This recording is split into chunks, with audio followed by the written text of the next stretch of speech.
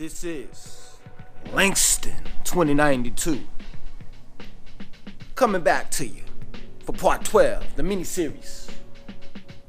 Fast money, women in my life. Now before I begin, I just want to say this real quick, alright? Just bear with me, real quick. Just want to put out this disclaimer. I am not trying to glorify promiscuity, drug usage, violence, or anything negative in any of these videos. What I'm trying to do is to show you all my life. I want to give you my life. I want to open that book. Open those chapters of my life and read them to you so that you won't ever have to walk down that disastrous path that I did. That you can see the error and the mistakes in my ways and say to yourself, man, I see the end result of what happened to Langston, and I don't want that to happen to me. And you see, the thing of it is that I'm not offended if you were to say that. If anything, I would actually be the happiest man alive, because I would know that all of the mistakes that I made, it prevented someone from making those same mistakes. So let's begin. So I'm in the crack house, or rather the trap house, right? I'm going to work, job called Labor Ready. They pay daily. So you what happens is you get up early in the morning. You got to get up really early, because I'm not trying to be funny, but I'm being real. The crackheads are already there. You thinking I'm getting up 5 o'clock in the morning and I'm gonna get there like 5:36. I'm gonna get on the docket. I'll explain to you what the docket is. I'm gonna get on the docket. No problem. You get up there 5:35, 5:45, 6. You got 30 crackheads in front of you. So the docket is like a piece of paper that you fill out, and it has numbers 1 through I think 75. So if you're on the docket, if you're like number 15, number 16, you might get called in for a job, because the jobs are scarce. The labor ready jobs are like temporary jobs for that day. So it's like somebody may contract for hire labor ready, right? Like, say for example, a construction site may contract for hire labor ready, and they'll say, you know what, we need 30 people just for the day to clean up our mess or whatever have you. And that's how it works. So if you're number 31, 9 times out of 10, you're not going to get a job unless another job comes in, right? So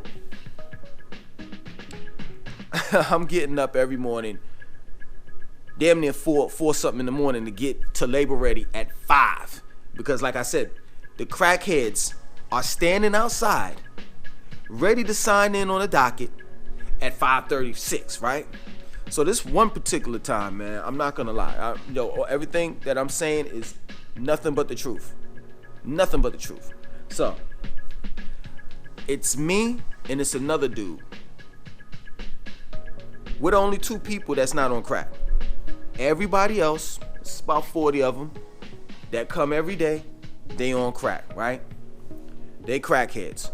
So, early in the morning, they jumpy, you know what I'm saying? Because they already had their hit, but their hit worn out, ward off, and they're like, yo man, I'm ready to get to work so I can get back here, cash my check, and get my piece, my rock, right? So we waiting in line, and they open up the door, we sign the docket. Now, we don't automatically leave until like 7 something or whatever have you, because we supposed to be at the job at 8 in the morning to 5 o'clock in the afternoon, right? Now, A van picks us up and drops us off at the job site, and then picks us up and drops us off. When it's time for us to get off, right? So we're basically waiting, to leave. So the same job says we need an extra 10, 15 people, right? So we're sitting in chairs, like all of the crackheads sitting in chairs, and they jumpy and talking and drinking coffee and moving around and everything. So this one particular dude has signed, to get a job for that day. And let's call him Ronnie, because I don't remember his name, but I'll never forget him. So they called Ronnie and they said, "Yo, Ronnie, you want to work?" He said, "Yeah."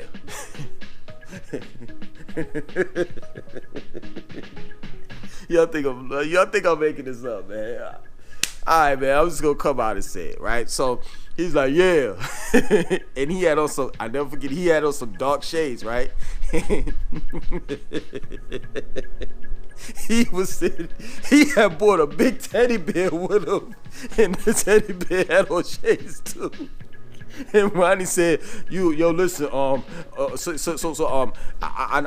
to work, but I want my friend to work here too." And they looked and they were like, "Yo, Ronnie, you serious? You bought a teddy bear in here?" He's like, "Yeah, he need to work too. He need to get a check." So everybody looking like, yo, we're like shocked, because I can't believe that this dude is dead ass serious. So they arguing back and forth. Next thing you know, Ronnie said, "F it. If he can't go, I'm not going." And he picked the teddy bear up and said, "Come on, Teddy, let's go." And he walked out. That's the stuff that I had to deal with. Then I get off work. All of the crackheads doing the MC Hammer dance. They just ready. You know what I'm saying? They get their check. They go to the local corner store. They cash it, because the checks is like $40, $50. I've never gotten, the most I got for one day at Labor Ready was like $63, right? But basically they range from like $45 to $55, right? So everybody go cash their check, I go cash my check, and I put my stuff towards food, bills, utilities, all that stuff. I'm not, going around the corner smoking crack. That's what they doing. So I gotta deal with that. Then I gotta go home and deal with the crackheads at home. And it just got utterly disgusting, man. And I found my safe haven. I found, peace when I started going to the bookstore. And the classes for HTM, Holy Tabernacle Ministries, the organization, the Nubian Nation, ran by Dr. Malachi York. The classes were like from 1 to 5. So I would go there every Sunday, and I was like, yo, man, I really need to change my life. Here I am, I'm working at Labor Ready. I'm not really moving, and I'm not really like moving like that. We're just paying, our weekly dues, on that boarding house that we're in, that room that we're renting out. It's just crazy, man. The room that we're renting, excuse me. It's just crazy, man. Like, I just needed a change. I was smoking like cherry blends, Black and Milds, cigarettes. I was drinking every day, and I just saw my life spiral downhill. Like, it just got worse. Like, around that time, my life was just, it was just really, really disgusting. I had lost the car that I had, because I failed to mention this, throughout all of the parts. All of these parts up to part 12, I was getting stopped by the cops. And, first my license got suspended, then second it got revoked, and then after that I just kept on driving till one day the car that I had that I was making payments on, that got that got taken. They impounded that and they put me in jail. And I got out 2 weeks later.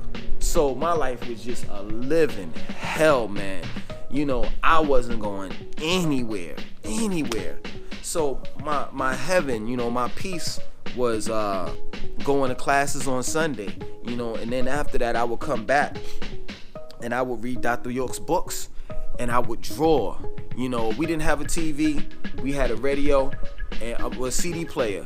And Tanya, she loved Biggie, and it's crazy because Biggie had died, so that the Life After Death CD had came out, and we used to play that CD back to back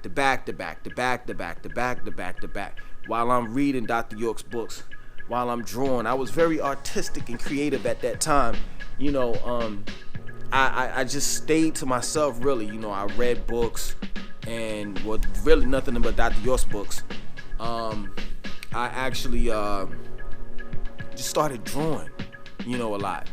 So I'm still drinking, I'm still smoking. Me and Tanya, we doing the regular stuff, still getting high and all the rest of that. And I just said to myself, you know what? I'm just gonna stop.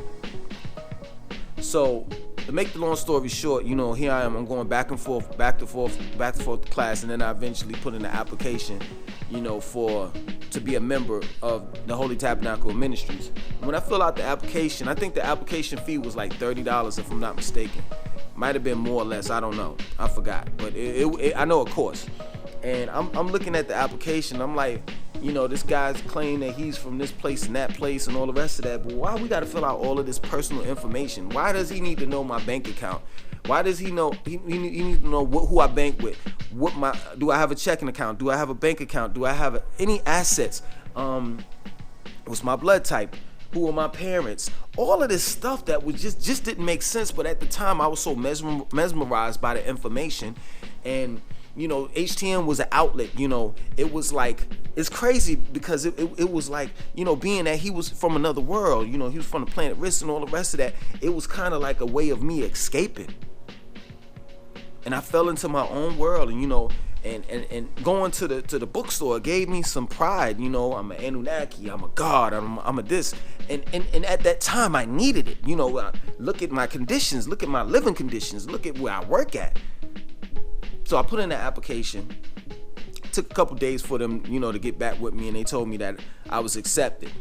At the same time, Tanya had a friend that was at the homeless shelter with her that was from Brooklyn, and they used to talk back and forth or whatever. Make the long story short, her friend got her life together, got into church, got saved, and got married.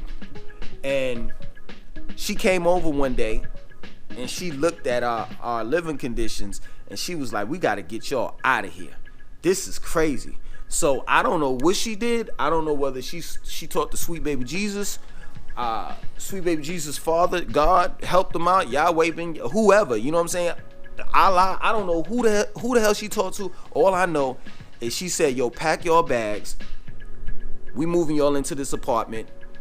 We moved into the apartment. She gave us furniture and all of that. So my life changed like that.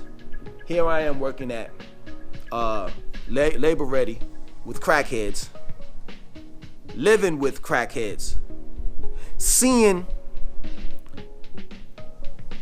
that the landlord's son shoot his uncle right on the side of my window, walking out, seeing this guy gasping for breath because he's about to die.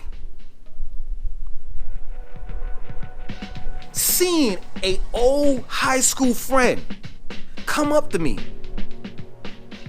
that is apparent she don't even know who I am, and she doing an MC Hammer dance, talking about and scratching, talking about some, yo, let me hold something. Walk into the store, car stops at the stoplight, 4 dudes in the car. Chick giving him a blowjob right in the back seat for some rocks. That's the mess I was in. And everybody act like it was normal. So I was glad to walk away from all of that mess. And I became a member. And I stopped drinking. I stopped smoking. Stopped smoking cigarettes, weed, everything. And Tanya, she was kind of like shocked, like, because it's like, we would get high and we would drink and we would do all of this stuff together, and now all of a sudden I cleaned up my act and I'm going to the bookstore and I'm a member now. And so the W introduced me to Margot. Margot hooked me up with the oils and incense, and now I'm out in the streets selling oils and incense and making money for myself.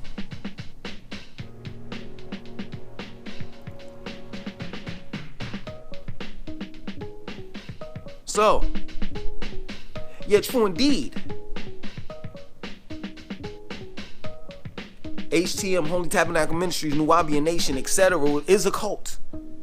But at that point in time, the reason why I fell for it, the reason why part of the reason why I truly believed in Dr. Malachi Z. York and his comic books is because of the situation that I was in. And I'm not going to sit here and lie. I needed that at that time. We're going to end it right there. Stay tuned for part 13. My name is Langston 2092. I want you to like this video. I want you to comment, subscribe, and share my life to others so that they can learn from my mistakes. Until next time, 1.